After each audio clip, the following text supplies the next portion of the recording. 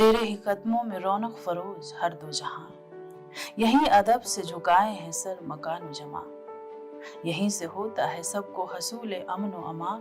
मैं छोड़कर तेरे कदमों को जाऊं भी तो कहां, तेरा गुलाम नहीं तो और क्या हूं मैं।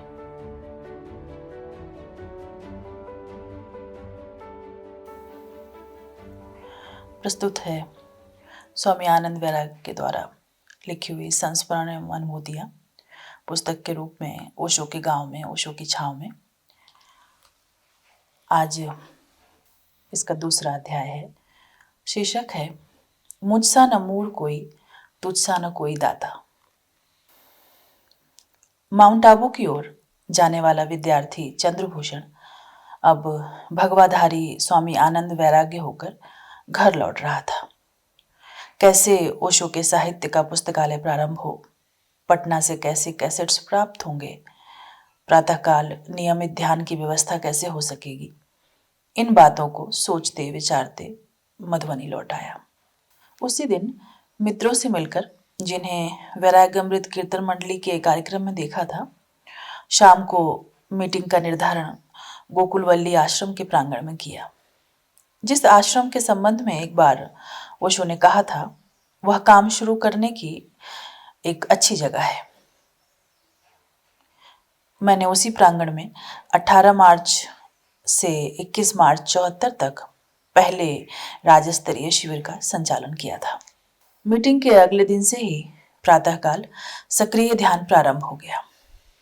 मेरे साथ कुछ मित्र ध्यान में सहभागी होने लगे और पुस्तकालय का प्रभार मेरे मित्र श्री नारायण जी ने, उस समय वे सन्यासी नहीं थे, उन्होंने ले लिया। स्वामी योग प्रेम के सहयोग और मेरे पास जो पुस्तकें थीं, उनसे पुस्तकालय का आरंभ हो गया।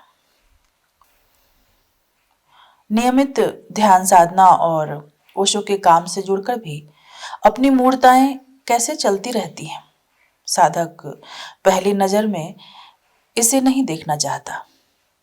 अपनी मूर्ताओं के लिए सारे तर्क जुटा लेता है और बुद्धि की सेवाएं भी अपनी मूर्ता को ही सुदृढ़ करने के लिए ले लेता है। मैंने भी तर्क के कुछ ऐसे जाल बुने। मेरे तर्क थे, मैं पूरे प्राण से नियमित ध्यान कर रहा हूँ, साहस के साथ भगवा वस्त्र के ऊपर माला रखकर बाजार जाता हूँ, लोगों तक ओशो के साहित्य और ध्यान विधियों को भी पहुंचा रहा हूँ। अब भगवान का कहना है कि संसार और उसके दायित्व से भी भागना नहीं है। मेरा सन्यासी भगोड़ा नहीं है। इससे मैंने यह निष्पत्ति निकाली कि परिवार बाल बच्चों की जिम्मेदारी हेतु कम से कम 15-20 साल तक अब भगवान के पास नहीं जाऊंगा। ऐसे तर्क और इसकी निष्पत्तियों में ओशो के पास न जाए, यह बात कहाँ से आई? परंतु इसी मूढ़ता को लिए स्वयं को संकल्प का धनी मानने वाला मैं नियमित ध्यान प्रयोग और ओशो के काम में जुड़ा रहा। करीब 8-9 महीने बीते होंगे। प्रातःकाल सक्रिय ध्यान करने हेतु ओशो ध्यान कक्ष में आया। ध्यान करने से पूर्व ओशो की एक तस्वीर को वह ओशो की सामने देखते हुए खिलखिलाकर हंसती हुई तस्वीर थी। उनको प्रणाम करता था। उस दिन भी ऐसा ही किया। अचानक उस तस्वीर से घाटियों में गूंजने वाली प्रतिध्वनि के संग आवाज आई, आओ। मैं चौंक पड़ा। मेरी आंखें फिर उस तस्वीर की आंखों से मिली। फिर वही आवाज आई। तस्वीर से आवाज। मेरे सारे सोच विचार ही लड़खड़ाने लगे। यह चलता ही रहा। बाद में दूसरी दीवार में टंगी ओशो की आंख बंद वाली तस्वीर की ओर घूमकर ध्यान करने लगा। परंतु जैसा मानव मन होता है, जिससे बचना चाहता है, नजरें छुपकर उधर ही चली जाती हैं और फिर वही आवाज, आओ। धीरे धीरे ओशो के पास न जाने के संकल्प कमजोर पड़ने लगे। मैं महसूस करने लगा कि मैं ओशो से हार गया और एक दिन सिर टेक दिया उस तस्वीर के सामने और उनसे कहा, मैं हार गया भगवान, मैं आ रहा हूं तेरे चरणों में। नवंबर 74 में उनके पास पूना पहुंचा। इस बीच 21 मार्च 1974 को कोरेगांव पूना में ओशो का आश्रम बन चुका था। शाम को व्यक्तिगत मुलाकात के समय लाओत्से हाउस के बरामदे में कुर्सी पर बैठे ओशो स्वागत भाव से मुस्कुरा रहे थे। 7-8 मित्र मिलने वाले थे। मैं चरण स्पर्श करके चरणों में बैठा ही था कि मुस्कुराते हुए उन्होंने कहा, बहुत काम करना है, इसीलिए बुलाया है। और साथ साथ वही आओ की आवाज अंदर गूंजी। ओशो की रहस्यमयी उपस्थिति, अंदर आओ की गूंजती आवाज, हार कर शरणागत हुआ शिष्य। सब कुछ ठहर गया। इसी प्रवास में एक संध्या और ओशो से मिलने का सौभाग्य प्राप्त हुआ। उस संध्या की एक घटना के कारण अचानक कुछ बातें स्मरण हो आई हैं। विभिन्न आयामों में उनके काम को देखते हुए मैंने उन्हें प्रस्तावित किया कि आपकी एक ऐसी पत्रिका होनी चाहिए जैसा कि रीडर्स डाइजेस्ट होती है, जिसमें जीवन के विभिन्न पहलुओं का समावेश होता है और जिसके पाठक का दायरा भी बड़ा होता है। बस सारे स्तंभ आपके ही साहित्य से तैयार किए जाएं। इसे सुनकर उन्होंने कहा कि यह तो बहुत अच्छी पत्रिका होगी, ख्याल अच्छा है। सहयोग के लिए पटना में चैतन्य कीर्ति है, उससे सहयोग ले लो। अगले दिन माँ लक्ष्मी ने मुझे कार्यालय में बुलाया। उन्होंने बताया, ओशो के जन्मदिन पर अगले माह आश्रम से भगवान का कार्य राष्ट्र स्तरीय हो सकेगा। इसी हेतु स्वामी चैतन्य कीर्ति को पटना तार किया है। वे आते ही होंगे, शायद आपसे भी मिलना हो जाए।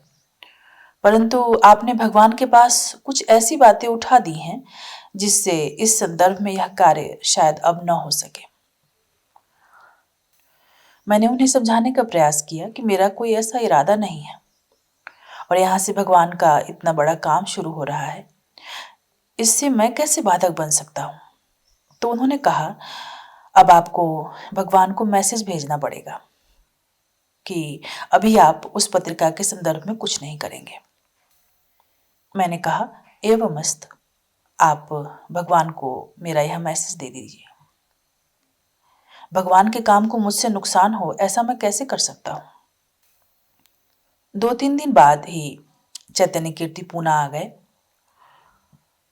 और जन्म दिवस के अवसर पर पत्रिका निकलना प्रारंभ हो गया। उस समय आश्रम में 3-4 ऐसे सन्यासी थे जिनसे मेरा अधिक संपर्क था। स्वामी आनंद मैत्रेय, स्वामी योग चिन्मय और स्वामी वैराग्य अमृत। पूना से लौटते ही ध्यान शिविरों का जो सिलसिला शुरू हुआ, उससे आस पड़ोस में काफी गतिविधियां होने लगी। कभी कभी दूर जाकर भी शिविर लेने लगा। अब 1 वर्ष पूरा हो रहा था।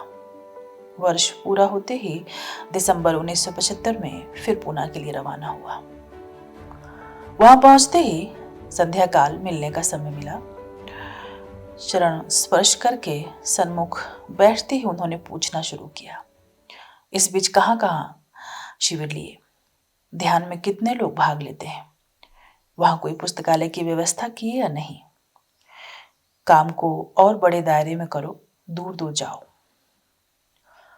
बस फिर मेरे भीतर वही तीव्र प्रतिक्रिया, क्या ये मेरी सीमा नहीं जानते? मेरे पास क्या ऐसी आर्थिक सुविधा है कि मैं दूर दूर की यात्रा पर निकल जाऊं? बात तो व्यवहारिक होनी चाहिए। मैंने खींचते स्वर में पूछा, इसके लिए पैसे की व्यवस्था कैसे होगी? उनकी मुस्कुराहट खिलखिलाहट में बदल गई, जैसे मेरी नादानी पर हंस रहे हों। हंसते हुए उन्होंने कहा, जाओ, होगा। मैं उम्मीद लगा रहा था कि जब मैंने अब यथार्थ जगत की बातें उठा दी हैं तो वे भी कुछ यथार्थ निदान बताएंगे, परंतु ये क्या, यह उत्तर तो मुझे और भी हवाई लगा। यह उत्तर सीधा साफ था, उसमें से कोई प्रश्न नहीं बन रहा था। लेकिन उनके चरणों में मैंने एक संकल्प लिया। मैंने मन ही मन दोहराया, ठीक है, इस बार 3 महीने का प्रयोग किए बिना घर नहीं लौटूंगा और देखता हूं कि कैसे सब अपने आप हो जाता है। प्रतिक्रिया थी, खोज थी, चुनौती थी। उनके चरणों में एक क्षण को आंखें बंद हुई और यह संकल्प किया। चलते हुए प्रणाम किया और ओशो ने अपनी करुणामयी आंखों से मुस्कुराते हुए आशीर्वाद दिया। ओशो जन्मोत्सव के बाद पूना से चला। साथ में मेरे बहन बहनोई भी थे। पटना स्टेशन पर जब मैंने उन्हें बताया कि अभी आप लोगों के साथ घर नहीं लौट रहा, तो वे रोने लगे। कहाँ जाएंगे? क्या हुआ? फिर जब अपने पास के बचे कुचे पैसे उन्हें देने लगा तो वे विवल हो गए। ये आप क्या कर रहे हैं? उन्होंने पूछा। फिर मैंने समझाया, यह मेरे और भगवान के बीच की बात है। घर पर मेरा संदेशा दे देना कि 3 महीने बाद मैं पहुंच रहा हूं, तुम लोग निश्चिंत हो जाओ। वे लोग विदा हो गए। मैं प्लेटफॉर्म की एक बेंच पर बैठ गया। मेरी आंखें बंद हो गईं। जीवन का यह पहला अवसर था जब न मुझे पता था कि कहाँ जाना है और न पता था कि क्या करना है। कितनी देर आंखें बंद रही नहीं मालूम। अचानक मेरी आंखें खुली। मैं उठा और अपना सामान हाथ में ले लिया और चल पड़ा। परंतु कहाँ? गंतव्य मालूम नहीं। फिर भी कदम चल रहे हैं। प्लेटफॉर्म से बाहर निकला तो सामने ही एक बैनर लगा था।